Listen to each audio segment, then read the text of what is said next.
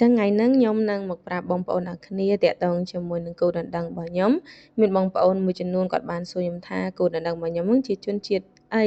ហើយគាត់ស្មានថាប្រហែលជាជនជាតិចិនដោយសារតែគាត់ឃើញភ្នែកលឹបលឹបមុខម៉ាប់អីចឹងណាអត់ទេបងប្អូនគាត់គឺជាជនជាតិកូរ៉េហើយរយៈពេលដែលពួកយើងស្គាល់គ្នាហ្នឹងក៏ដូចជាមិនយូរអីណាស់ណាដែររហូតដល់ដែលពួកយើងបានភ្ជាប់ពាក្យជាមួយគ្នាហ្នឹងគឺពួកយើងស្គាល់គ្នាហ្នឹងគឺកំឡុងឆ្នាំ2024ខែ10កន្លងទៅនេះទេអញ្ចឹងគឺបើគិតពីឆ្នាំ2024ឥឡូវដល់2025នេះដូចជាមិនរយៈពេលយូរអីណាស់ណាទេដោយបងប្អូនមួយចំនួនគាត់ស្គាល់ខ្ញុំស្រាប់ហើយដោយសារតែខ្ញុំអត់ដែលមានសង្សារពីមុនមកឬក៏ខ្ញុំអត់ដែល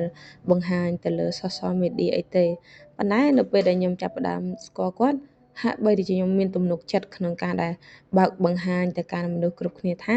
ខ្ញុំមានសង្សារខ្ញុំមានដៃគូខ្ញុំមានគូដណ្ដឹងដោយសារតែភាពច្បាស់លាស់របស់ផងគាត់ដែលគាត់បានព្យាយាមបង្ហាញព្យាយាមធ្វើសពបែបយ៉ាងដើម្បីឲ្យខ្ញុំទុកចិត្តទៅកាន់គាត់ក៏ដូចជាក្រុមគ្រួសាររបស់ខ្ញុំទុកចិត្តទៅកាន់គាត់ថាគាត់ពិតជាស្រឡាញ់ខ្ញុំពិតប្រាកដមែនទោះបីជាគាត់នៅប្រទេសមួយផ្សេងគ្នាពីយើងក៏ដោយគាត់នៅកូរ៉េហើយខ្ញុំនៅកម្ពុជាហើយពួកយើងខុសភាសាទំនាក់ទំនងគ្នាក៏ដោយប៉ុន្តែខ្ញុំជឿជាក់ថាដោយសារតែសេចក្តីស្រឡាញ់របស់គាត់ដែលគាត់មានចំពោះខ្ញុំហើយសេចក្តីស្រឡាញ់ដែលខ្ញុំមានចំពោះគាត់គឺអាចផ្លាស់ប្ដូរគ្រប់យ៉ាងបានទាំងអស់ដោយសារតែខ្ញុំអត់ចេះភាសាកូរ៉េទេហើយគាត់ក៏អត់ចេះភាសាខ្មែរដែរក៏ប៉ុន្តែអ្វីដែលធ្វើឲ្យពួកខ្ញុំស្រឡាញ់គ្នាលឿនឆាប់រហ័សនោះគឺដោយសារតែអត្តចរិតអញ្ចឹងអត្តចរិត